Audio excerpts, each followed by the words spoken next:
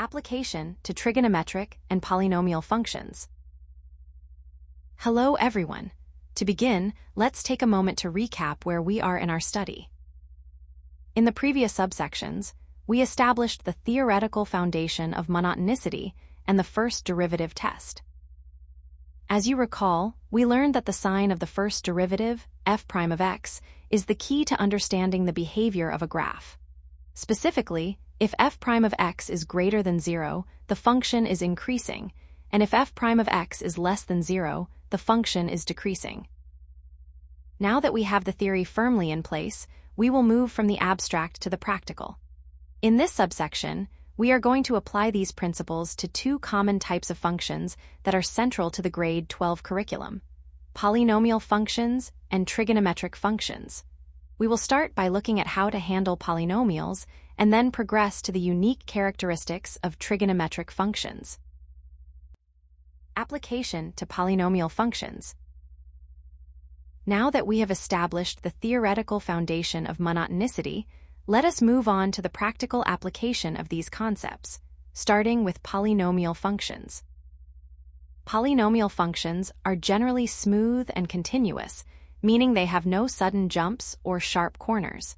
This characteristic makes them ideal for applying the first derivative test. Our primary goal when analyzing these functions is to locate the critical points. These are the points where the slope of the function is exactly 0. It is important to understand that these critical points act as the boundaries. They are the only places where a function can switch from increasing to decreasing or vice versa. To find these intervals of monotonicity, we follow a systematic four-step process. Step 1 is to differentiate. We begin by finding the first derivative of the function, which we represent as f prime of x. Step 2 is to find the critical points. We do this by setting the first derivative, f prime of x, equal to 0 and solving the resulting equation for x. Step 3 is to create intervals. We use the critical points we just found to divide the entire domain of the function into separate open intervals. Finally, step 4 is to test the sign. We pick a sample point from each of these intervals and substitute it into f prime of x by checking whether the resulting value is positive or negative. We can determine if the function is increasing or decreasing within that specific section. In the following slides, we will apply this exact step-by-step process to a concrete example to see how it works in practice. Example analyzing fx equals x2 4x plus 6. Now, let's put the step-by-step process we just discussed into practice with a concrete example. We will be analyzing the function f of x equals x squared minus 4x plus 6. Starting with step 1, we need to find the first derivative. By applying the power rule of differentiation to each term of the function, we take the derivative of x squared minus the derivative of 4x plus the derivative of the constant 6. This simplifies to f prime of x equals 2x minus 4. Moving to step 2, we must find the critical points. As we established in the previous slide, these are the points where the slope of the function is 0. To find this, we set the first derivative, f prime of x, equal to 0. This gives us the linear equation 2x minus 4 equals 0. By adding 4 to both sides, we get 2x equals 4, and dividing by 2 tells us that our critical point is x equals 2. Finally, in step 3, we use this critical point to divide the entire domain of the function into intervals. Since our critical point is at x equals 2, it splits the real number line into two separate sections. Interval A includes all values from negative infinity up to 2, and interval B includes all values from 2 up to positive infinity.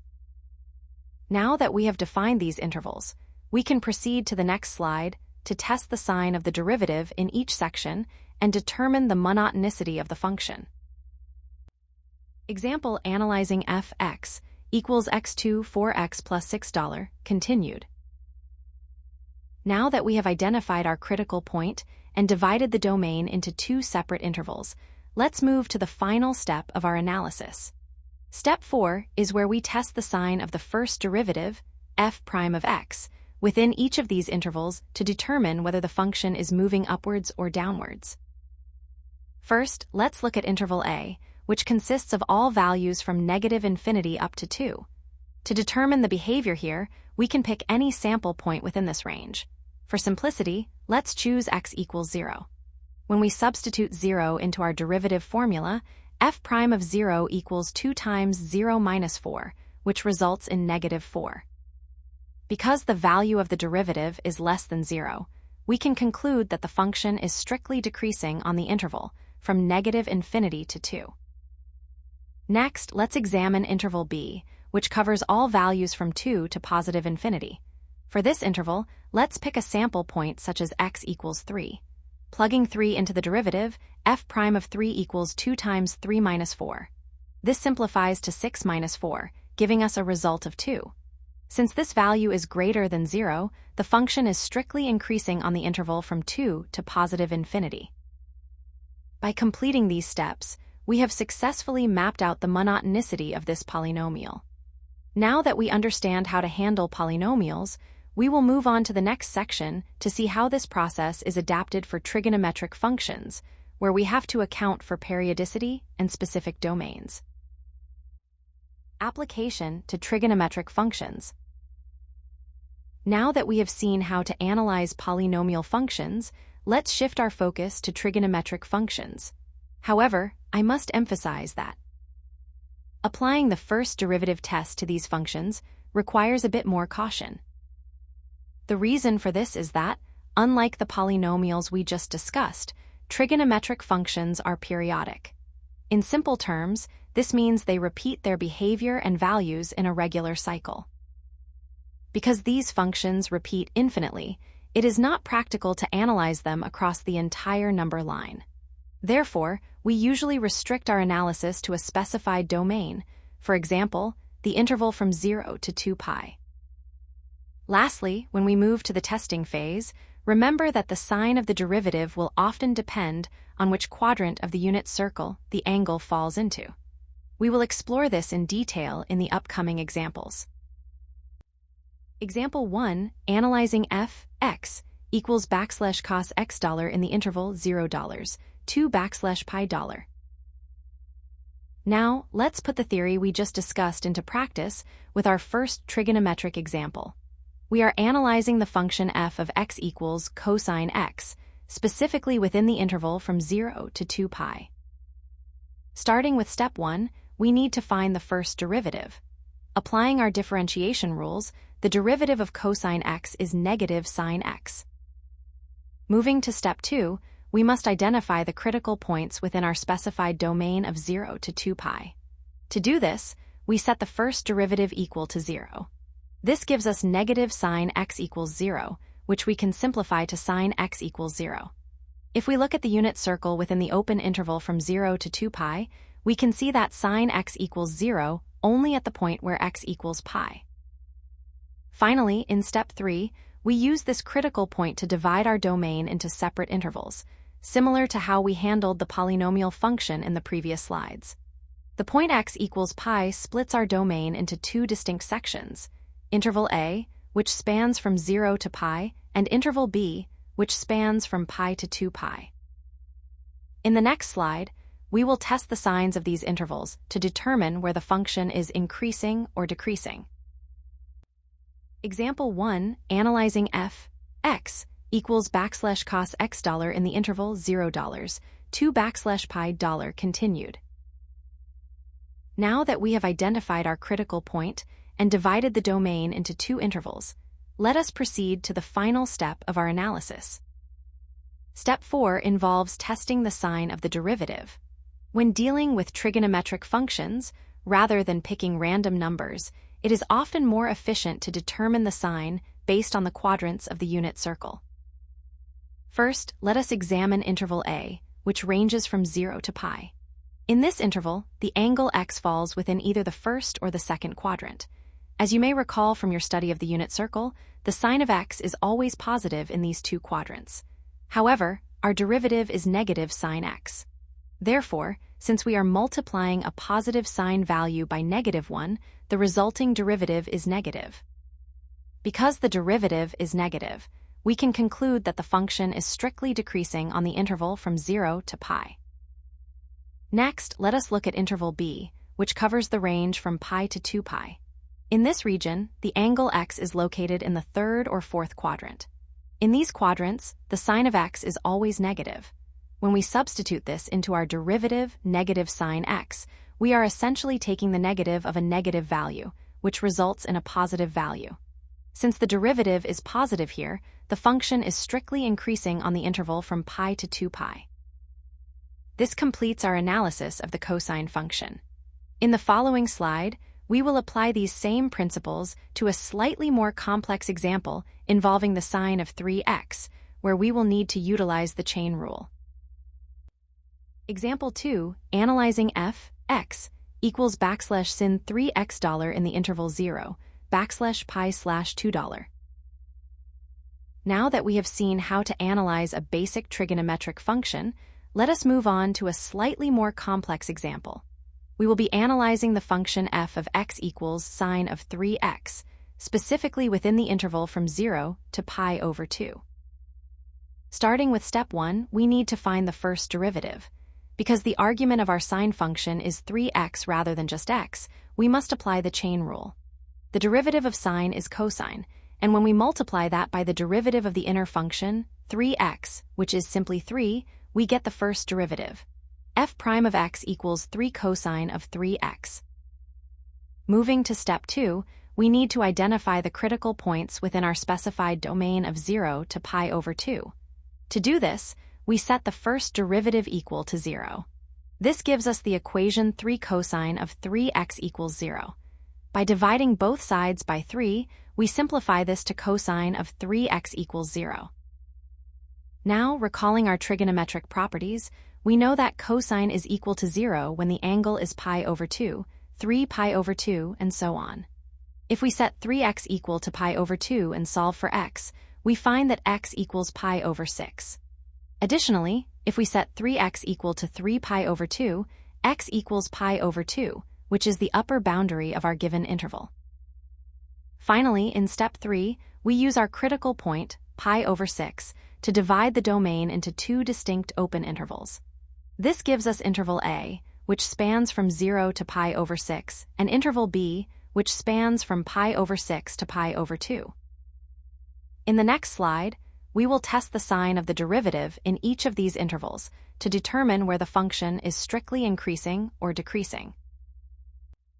Example 2, analyzing f(x) equals \sin 3x$ in the interval 0, \pi/2$ continued. Now that we have established our intervals from the previous slide, we move to the final step of our analysis, testing the sign of the derivative to determine the function's behavior. Let us first examine interval a, which spans from 0 to pi over 6. To determine whether the function is increasing or decreasing in this region, we will select a sample point within this range, such as x equals pi over 12. When we substitute this test point into the argument of our derivative, 3 times x, we get 3 times pi over 12, which simplifies to pi over 4. We know from our trigonometric properties that the cosine of pi over 4 is a positive value. Consequently, our derivative, which is 3 times the cosine of 3x, will also be greater than 0. Because the derivative is positive in this region, we can conclude that the function is strictly increasing on the interval from 0 to pi over 6. Next, let us analyze interval b, which covers the range from pi over 6 to pi over 2. For this interval, we can choose a convenient test point such as x equals pi over 3. Again, substituting this value into the argument, 3 times pi over 3 simply gives us pi. Since the cosine of pi is exactly -1, our derivative becomes 3 times -1, which equals -3. This result is clearly less than 0. Since the derivative is negative in this region, the function is strictly decreasing on the interval from pi over 6 to pi over 2. This completes our step-by-step analysis of the trigonometric function. Now, let us proceed to the final slide to review the key takeaways and common mistakes to avoid. Key takeaways. Now that we have worked through the practical examples for both polynomial and trigonometric functions, let us summarize the key takeaways to ensure you have a solid grasp of the concepts. First, regarding polynomial functions, as we demonstrated in our earlier example, the behavior of the function is determined by solving the algebraic equation f' of x equals 0. Once we find these values, we test the signs of the resulting intervals to see where the function rises or falls. Next, for trigonometric functions, remember that the process is slightly different because these functions are periodic. Their behavior is determined by the properties of the unit circle, specifically which quadrant the angle falls into, and the specific domain provided in the problem. You will notice that in both types of functions, we focused on critical points. It is helpful to think of these as the turning points of the graph. They are the boundaries where a function may switch from increasing to decreasing, or vice versa. Finally, let us reinforce the fundamental sign rule that governs this entire lesson. If f' of x is greater than 0, the function is strictly increasing. On the other hand, if f' of x is less than 0, the function is strictly decreasing. Keep these principles in mind, as we will now move to the final slide to discuss some common mistakes you should avoid when solving these problems. Common mistakes to avoid. Now that we have walked through the practical applications for both polynomial and trigonometric functions, let us conclude by discussing some common pitfalls. It is very easy to make small errors that lead to an entirely wrong conclusion about a function's behavior, so please pay close attention to these 4 points. First, be careful not to confuse the original function, f of x, with its first derivative, f' of x. A frequent mistake students make is plugging their test point into the original function instead of the derivative. Always remember that the value of f of x tells you the height of the graph at a specific point, but the value of f' of x tells you the direction, specifically whether the function is moving upwards or downwards. Second, never ignore the specified domain. As we observed in our trigonometric examples, these functions are periodic and repeat their behavior infinitely. However, your exam questions will usually restrict the analysis to a specific interval, such as 0 to 2 pi. Always verify that your critical points actually fall within that given range. Any points outside that interval should be disregarded. Third, be vigilant regarding sign errors in trigonometry. One of the most common errors is forgetting the negative sign when differentiating the cosine function.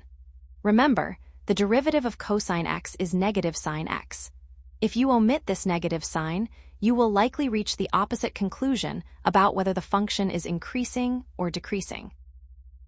Finally, avoid incorrect interval testing. When you are selecting a sample point to determine the sign of the derivative, ensure that you choose a value that is strictly inside the interval. If you accidentally pick the critical point itself, the derivative will equal 0, which provides no information about the monotonicity of the function in that region.